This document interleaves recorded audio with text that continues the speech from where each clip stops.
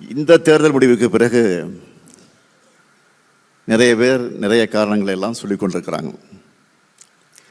சிலர் உண்மையான காரணங்களை சொல்கிறாங்க. பலர் நம்மை குற்ற உணர்ச்சிக்கு ஆளாக்க நினைக்கிறாங்க.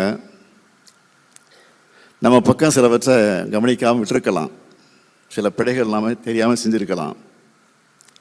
ஆனால் ஓப்பனாக சொல்லணும்னா அதனாலலாம் நாம் தோக்கலை.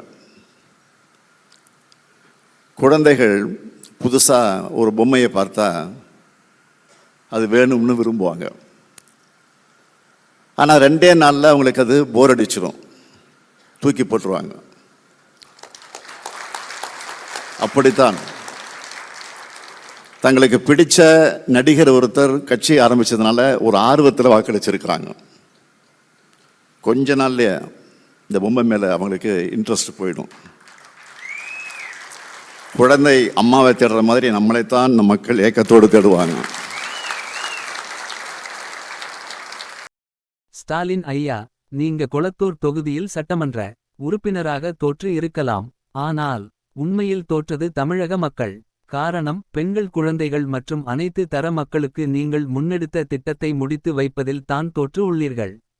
உங்கள் ஆட்சி தொடர்ந்து இருந்தால் உங்கள் கனவு திட்டம் நிறைவேறி இருக்கும். அதன் பலனை தமிழக மக்கள் அடைந்து இருப்பார்கள். இந்த தேர்தலில் தோற்றது இந்த தமிழக மக்கள் தான், நீங்கள் அல்ல. உங்கள் அரசியல் பயணம் தொடரட்டும்.